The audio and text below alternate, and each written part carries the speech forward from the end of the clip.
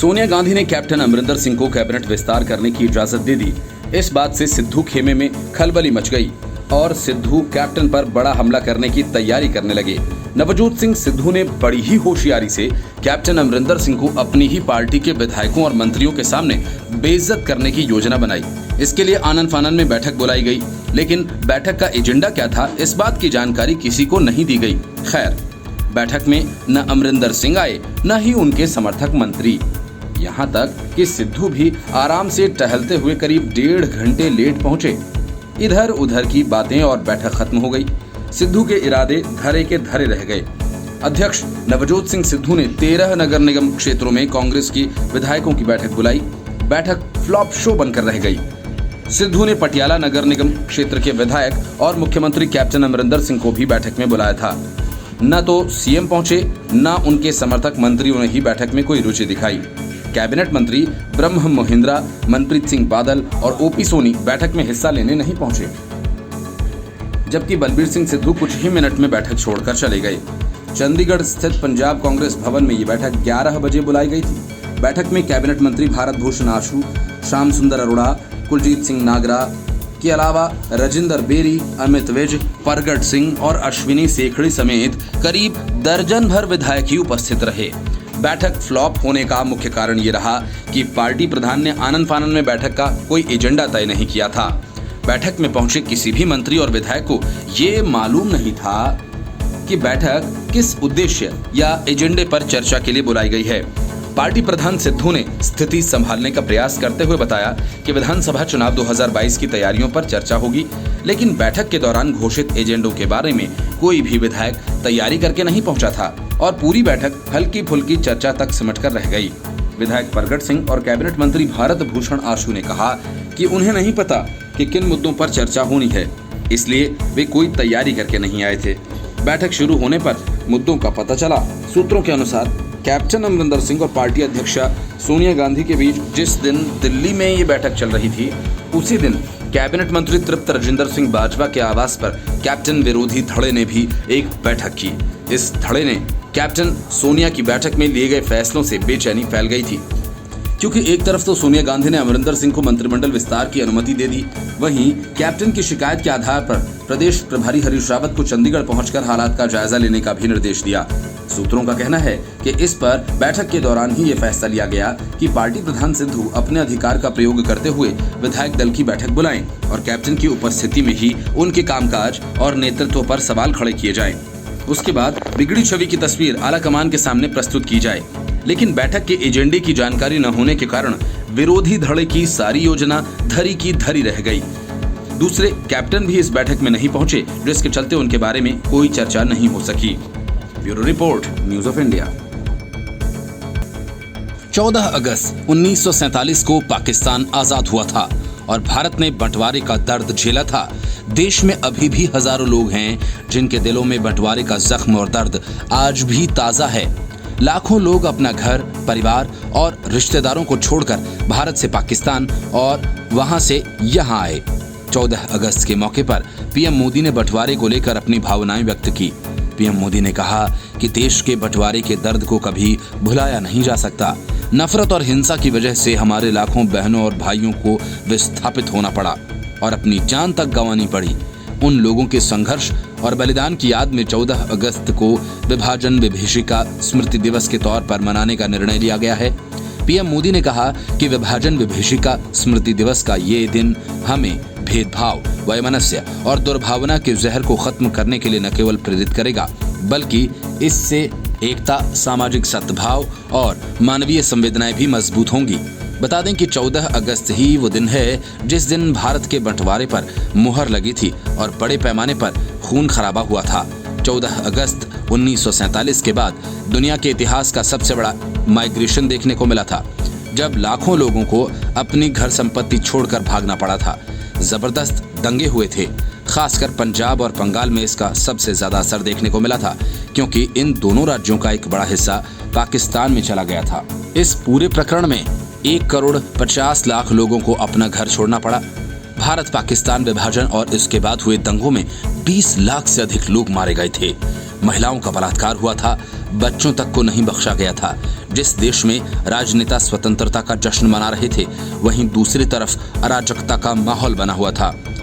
विभाजन से पहले ही भारत में नरसंहार शुरू हो गया था। महात्मा गांधी ने खिलाफत आंदोलन का समर्थन किया था। मलाबार में 28 अप्रैल 1920 को एक प्रस्ताव पारित किया गया था। इसके बाद से ही हिंदुओं का नरसंहार शुरू हुआ था। 1921 और 22 में केरल में खिलाफत की स्थापना की मांग को लेकर इस्लामी कट्टरपंथियों ने लाखों हिंदुओं का नरसंहार किया। Bureau report, news of India. एक तरफ प्रियंका वाड्रा यूपी में महिलाओं के खिलाफ होने वाली हिंसा को लेकर योगी सरकार पर निशाना रखती हैं, लेकिन प्रियंका वाड्रा के इस विरोध की हवा उन्हीं की पार्टी के नेता ने निकाल दी। असल में कांग्रेस नेता आनंद शर्मा की अध्यक्षता वाले पैनल ने महिलाओं के खिलाफ होने वाली हिंसा पर काबू पाने के लिए न सिर्फ योगी सरकार की तारीफ की, बल्कि इस मामले में यूपी मॉडल को अपनाने की सलाह भी दूसरे राज्यों को दे डाली। आनंद शर्मा राज्यसभा में नेता प्रतिपक्ष रहे हैं और साथ ही यूपीए काल में उन्हें केंद्रीय मंत्री भी बनाया गया था। हाल ही में उनके नेतृत्व वाली संसदीय समिति ने यूपी में महिलाओं के खिलाफ हिंसा को रोकने के लिए कई विभागों को मिलाकर एक सिंगल विंडो सिस्टम की स्थापना से लेकर उठाए गए अन्य कदमों की सराहना की। संसदीय समिति ने अन्य राज्यों को भी सलाह दी है कि वो यूपी सरकार से सीखते हुए महिलाओं और बच्चों के खिलाफ अपराध रोकने के लिए इससे संबंधित सभी विभागों के बीच तालमेल बिठाएं, ताकि वो समन्वय बनाकर कार्य कर सकें। यूपी सरकार के एक नेता ने कहा कि इससे स्पष्ट हो गया कि उत्तर प्रदेश अब अन्य राज्यों के लिए एक उदाहरण पेश कर रहा है। राज्य ने हर जिले में वन स्टॉप सेंटर्स की स्थापना कर रखी है, ताकि हिंसा पीड़ित महिलाओं को जल्द से जल्द न्याय दिलाई जा सके। इससे 1,04,859 महिलाओं को अब तक लाभ हुआ है। इन सेंटर्स में अस्थायी शेल्टर और मानसिक काउंसलिंग से लेकर कानूनी मदद और मेडिकल इलाज की भी व्यवस्था की जाती है। महिलाओं के खिलाफ अपराध के मामले में सजा भी कड़ी से कड़ी दिलाई जाती है, जिससे बलात्कार जैसी घटनाओं में कमी आए। लेकिन इन सबके बावजूद कांग्रेस के पूर्व अध्यक्ष राहुल गांधी और महासचिव प्रियंका गांधी उत्तर प्रदेश का मजाक बनाते हुए बेटी बचाओ की तर्ज पर अपराधी बचाओ कहकर आलोचना करते हैं। उन्नाव में 2 लड़कियों की हत्या के बाद उन्होंने दलित कार्ड खेलने की कोशिश की थी। उन्होंने यूपी सरकार पर मानवाधिकार उल्लंघन के आरोप लगाए थे, राजनीति की थी। प्रियंका ने तब कहा था कि महिला सुरक्षा के लिए सीएम योगी ने कुछ नहीं किया। योगी सरकार कन्या सुमंगल योजना भी चला रही है, जिसका फायदा 7 से 8 करोड़ लड़कियों को मिला है। मिशन शक्ति के तहत महिलाओं को प्रशिक्षण दिया जाता है ताकि वो अपनी आय अर्जित कर सके। साथ ही महिलाओं के खिलाफ अपराध की रोकथाम के लिए मुख्यमंत्री योगी आदित्यनाथ ने प्रशासन को ऑपरेशन दुराचारी चलाने की सलाह दी है। इसके तहत महिलाओं के खिलाफ अपराध करने वाले हिस्ट्री शीटर्स के पोस्टर्स सड़कों पर लगाए गए। सीएम योगी ने कहा कि लोगों को ऐसे अपराधियों की हरकतों के बारे में पता चलना चाहिए, ताकि इन अपराधियों का नेम एंड शेम हो सके। महिलाओं का पीछा करने वालों के लिए एंट्री रोमियो स्क्वाड भी बनाया गया था। Bureau report, news of India. Congress और राहुल गांधी मीडिया में चाहे जो कहें, लेकिन अपने बंद पड़े ट्विटर अकाउंट को खुलवाने के लिए कांग्रेस को न सिर्फ तिकड़म का सहारा लेना पड़ा, बल्कि पीड़ित बच्ची के घर वालों के सामने गिड़गिड़ाना भी पड़ा। आखिरकार पीड़िता बच्ची के माता पिता ने कांग्रेस को चिट्ठी दे दी, जिसे दिखाकर राहुल गांधी और कांग्रेस के नेताओं के अकाउंट फिर से खुलवाए गए। इस बात की जानकारी खुद ट्विटर की तरफ से दी गई। ट्विटर ने कहा कि पीड़िता बच्ची के परिवार से तस्वीरें उपयोग करने से संबंधित सहमति पत्र सौंपे जाने के बाद कांग्रेस के पूर्व अध्यक्ष राहुल गांधी का अकाउंट बहाल किया गया है, लेकिन इन तस्वीरों वाले ट्वीट को विथहोल्ड रखा जाएगा, क्योंकि ये भारतीय कानूनों का उल्लंघन करते हैं। कुछ दिनों पहले ही दिल्ली में कथित दुष्कर्म एवं हत्या की पीड़िता 9 वर्षीय बच्ची के माता पिता से मुलाकात की तस्वीर साझा करने को लेकर ट्विटर ने राहुल गांधी, कांग्रेस और पार्टी के कई वरिष्ठ नेताओं के ट्विटर अकाउंट बंद कर दिए। अब ये अकाउंट बहाल कर दिए गए हैं, लेकिन वो तस्वीरें अब दिख नहीं रही हैं, जिनको पोस्ट करने को लेकर विवाद खड़ा हुआ। ट्विटर के एक प्रवक्ता ने कहा कि अपील की प्रक्रिया के तहत राहुल गांधी के ट्विटर हैंडल द्वारा हमारे इंडिया ग्रीवांस चैनल भारत में शिकायत का चैनल के माध्यम से तस्वीरों के इस्तेमाल को लेकर सहमति अधिकृत करने का एक पत्र सौंपा गया है। माइक्रो ब्लॉगिंग मंच का कहना है कि भारतीय कानूनों के अनुसार यौन उत्पीड़न की किसी नाबालिग पीड़ित की पहचान उजागर नहीं की जा सकती। परिवार की तस्वीरें ट्वीट करना कानून का उल्लंघन है और इसीलिए अकाउंट बंद किए गए। ट्विटर ने कहा कि अकाउंट के बंद होने के दौरान यूजर अकाउंट खोल सकता है, उसे नए ट्वीट करने की अनुमति नहीं होती। उन्हें ये विवादित ट्वीट डिलीट करना था। हालांकि न तो राहुल गांधी और न ही कांग्रेस एवं इसके नेताओं ने ट्वीट डिलीट किए। इसके बदले बच्ची के परिवार की ओर से सहमति पत्र सौंपा गया। ट्विटर के प्रवक्ता ने कहा कि हमने प्रभावित व्यक्तियों की सुरक्षा एवं निजता का संरक्षण करते हुए अपील की समीक्षा के लिए जरूरी प्रक्रियाओं का पालन किया। तस्वीरों में नजर आने वाले लोगों की ओर से सहमति दिए जाने के आधार पर हमने आगे का कदम उठाया है। Bureau report, news of India. Nitin Gadkari ने उद्धव ठाकरे को जमकर फटकार लगाई। नितिन गडकरी ने उद्धव ठाकरे को पत्र लिखकर शिव सैनिकों की हरकतों के बारे में बताया और कहा कि पार्टी के कार्यकर्ताओं पर लगाम लगाना उनकी जिम्मेदारी है। पत्र में उन्होंने मुख्यमंत्री से उन शिव सैनिकों को नियंत्रित करने को कहा जो विदर्भा में चल रहे राज्य मार्ग कार्य को ब्लॉक करके बैठ गए हैं। केंद्रीय मंत्री नितिन गडकरी ने शिवसेना के जनप्रतिनिधियों और कार्यकर्ताओं द्वारा राष्ट्रीय महामार्ग के काम में रुकावटें डालने और तोड़फोड़ किए जाने की शिकायत मुख्यमंत्री से की है। इस पत्र में नितिन गडकरी ने उल्लेख किया है कि शिवसेना के कार्यकर्ता कॉन्ट्रैक्टरों की मशीनों और सामानों को तोड़फोड़ और जलाकर अधिकारी, कर्मचारी और मजदूरों के दिलों में दहशत पैदा कर रही हैं। असल में शिव सैनिक हंगामा और उत्पात मचाकर ठेकेदारों से अवैध वसूली करते हैं और माल नहीं मिलने पर तोड़फोड़ करते हैं। यही वजह है कि शिव सैनिक सड़कों के निर्माण में बाधा डाल रहे हैं। लेकिन नितिन गडकरी के कड़े विरोध के बाद उद्धव ठाकरे को अपने शिव सैनिकों पर लगाम तो लगाना ही होगा। गडकरी ने अपने पत्र में लिखा कि अगर शिव सैनिक ऐसा ही बर्ताव करते रहे तो महाराष्ट्र में नेशनल हाईवे के कार्यों को मंजूरी देने से पहले उनके मंत्रालय को इस पर गंभीरता से विचार करना पड़ेगा। उन्होंने सीएम को लिखे अपने पत्र में कहा कि अगर कार्य को आगे बढ़ाना है तो इसमें उनके हस्तक्षेप की आवश्यकता है। पत्र के मुताबिक राज्य में 3 जगह पर नेशनल हाईवे के कार्यों में बाधा डालने का काम किया जा रहा है। ऐसे में अगर कोई भी काम आधे में छोड़ा गया तो इससे दुर्घटना होने की संभावना बढ़ जाएगी। केंद्रीय मंत्री ने जानकारी दी कि अकोला और नांदेड़ के बीच 202 किलोमीटर लंबे राष्ट्रीय राजमार्ग का निर्माण का काम चल रहा है। इसमें मेदाशी से वाशिम और वाशिम शहर के लिए 12 किलोमीटर लंबे बाईपास का निर्माण कार्य भी शामिल है। लेकिन शिवसेना के नेताओं और कार्यकर्ताओं के हस्तक्षेप की वजह से बाईपास और उसे जोड़ने वाली मुख्य सड़क के काम को रोकना पड़ा। ऐसे ही मालेगांव रिसोड राष्ट्रीय महामार्ग पर पैनगंगा नदी के ऊपर ब्रिज बनाने का काम आधा पूरा हुआ है। यहाँ भी शिव सैनिकों द्वारा कार्य पूरा नहीं होने दिया जा रहा है। इसके अलावा वाशिम जिले के सेलू बाजार गांव से होकर जाने वाली सड़क का काम भी शिवसेना के नेताओं और कार्यकर्ताओं की वजह से रुक गया है। इन शिव सैनिकों ने मशीनों को जलाया और सामानों को तोड़ दिया। अपने पत्र में नितिन गडकरी मुख्यमंत्री उद्धव ठाकरे से पत्र मिलते ही एक्शन लेने की मांग कर रहे हैं। उन्होंने इस मामले में गृह विभाग से आवश्यक कार्रवाई करने को कहा। जानकारी के मुताबिक इस पत्र के मिलने के बाद मुख्यमंत्री उद्धव ठाकरे ने तुरंत इस मामले में पहल करते हुए राज्य के गृह विभाग को तत्काल जांच करने और आवश्यक कदम उठाने के निर्देश दे दिए हैं। Bureau report, news of India. Uttar Pradesh में विधानसभा चुनाव से पहले Yogi Adityanath OBC vote bank को साधने के लिए बड़ा दांव चलने की तैयारी में हैं। इस बात से विपक्षी पार्टियों में खलबली मची है। असल में योगी आदित्यनाथ प्रदेश की 39 जातियों को ओबीसी के लिस्ट में शामिल कराने की कवायद शुरू कर दी है। ऐसा करके बीजेपी पिछड़ों के वोटों को लुभाने की बड़ी मजबूत कोशिश की है।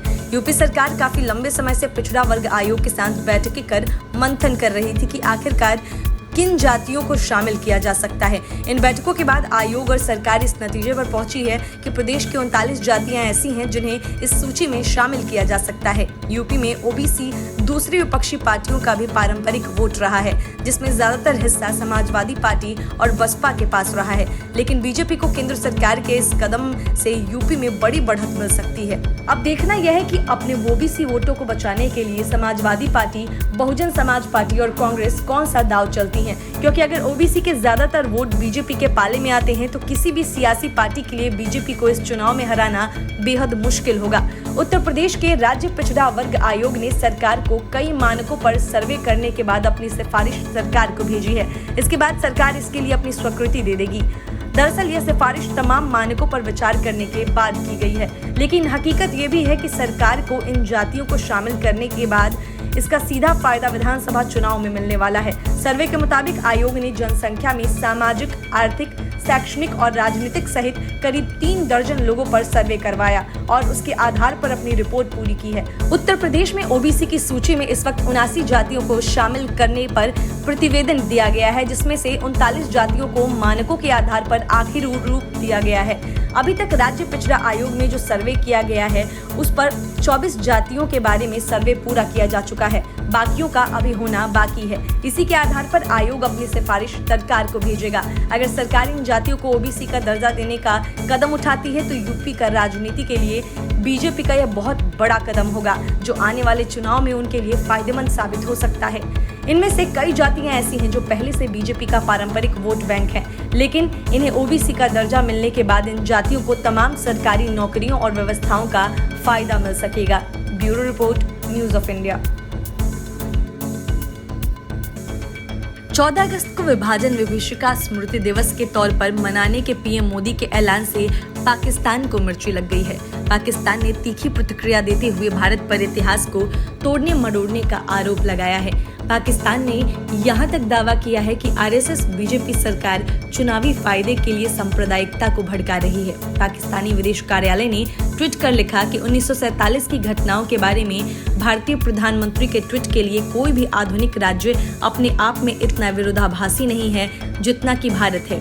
कई सैन्य तानाशाहों को झेल चुके पाकिस्तान ने तो भारत सबसे बड़े लोकतंत्र पर भी टिप्पणी की है, लेकिन पाकिस्तान ने इमरान खान सरकार और सेना के बीच की सांठगांठ पर चुप्पी साधे रखी है। विदेश कार्यालय ने लिखा कि हिंदुत्व विचारधारा की अनुयायी नफरत और हिंसा के पैरोकार हैं। अपने बयान में यह भी कहा कि 1947 में स्वतंत्रता के बाद हुई दुखद घटनाओं और बड़े पैमाने पर पलायन को उन्होंने एक तरफा करार दिया है। पाकिस्तान ने आरोप लगाया कि इतिहास को तोड़ मरोड़ कर सांप्रदायिकता भड़काना आरएसएस बीजेपी सरकार की खूबी रही है। पाकिस्तान ने यह भी कहा कि पुराने घावों को भरने की बात तो दूर, वे चुनावी फायदे के लिए और मतभेद बोने के लिए किसी भी हद तक जा सकते हैं। पाकिस्तान ने दावा किया कि हमें यकीन है कि भारत में सद्भावना के लोग इस राजनीतिक स्टंट को पूरी तरीके से खारिज कर देंगे। पीएम मोदी ने भारत की 75वीं स्वतंत्रता दिवस के एक दिन पहले ट्वीट कर कहा कि देश के बंटवारे के दर्द को कभी भुलाया नहीं जा सकता। नफरत और हिंसा की वजह से हमारे लाखों बहनों और भाइयों को विस्थापित होना पड़ा और अपनी जान तक गंवानी पड़ी। उन लोगों के संघर्ष और बलिदान की याद में 14 अगस्त को विभाजन विभीषिका स्मृति दिवस के तौर पर मनाने का निर्णय लिया गया है। यह दिन हमें भेदभाव, वैमनस्य और दुर्भावना के जहर को खत्म करने के लिए न केवल प्रेरित करेगा, बल्कि इससे एकता, सामाजिक सद्भाव और मानवीय संवेदनाएं भी मजबूत होंगी। वर्ष 1947 में ब्रिटिश औपनिवेशिकों शासन द्वारा भारत के विभाजन के बाद पाकिस्तान का निर्माण एक मुस्लिम देश के रूप में किया गया था। उस दौरान लाखों लोग विस्थापित हुए थे और बड़े पैमाने पर दंगे भड़कने के कारण कई लाख लोगों की जान चली गई थी। भारत रविवार को अपना 75वां स्वतंत्रता दिवस मनाएगा। पाकिस्तान 14 अगस्त को अपना स्वतंत्रता दिवस मनाता है। भारतीय प्रधानमंत्री नरेंद्र मोदी द्वारा इस आशय की घोषणा करने के कुछ घंटे बाद ही केंद्रीय गृह मंत्रालय ने 14 अगस्त को विभाजन विभीषिका स्मृति दिवस के तौर पर अधिसूचित किया। सूचना और प्रसारण मंत्रालय ने कहा कि विभाजन विभीषिका स्मृति दिवस उन सभी लोगों के लिए एक उचित श्रद्धांजलि होगी जिन्होंने राष्ट्र के विभाजन के कारण अपनी जान गंवाई और अपनी जड़ों से विस्थापित हो गए। मंत्रालय ने कहा, इस तरह के दिवस की घोषणा से भारतीयों की वर्तमान और आने वाली पीढ़ियों को विभाजन के दौरान लोगों द्वारा झेली गई पीड़ा और दर्द याद आएगी। सूचना और प्रसारण मंत्रालय ने कहा कि स्वतंत्रता दिवस किसी भी राष्ट्र के लिए खुशी और गर्व का अवसर होता है जो हर साल 15 अगस्त को मनाया जाता है। हालांकि स्वतंत्रता की मिठास के साथ विभाजन का आघात भी आया। नए स्वतंत्र भारतीय राष्ट्र का जन्म विभाजन की हिंसक पीड़ाओं के साथ हुआ था, जिसने लाखों भारतीयों पर जख्म के निशान छोड़े। विभाजन का दर्द और हिंसा देश की स्मृति में गहराई से अंकित है। ऐसे में जब देश दुनिया का सबसे बड़ा लोकतंत्र और तीसरी सबसे बड़ी अर्थव्यवस्था बनने के लिए आगे बढ़ा है, देश के विभाजन के दर्द को कभी भुलाया नहीं जा सकता। Bureau report, news of India.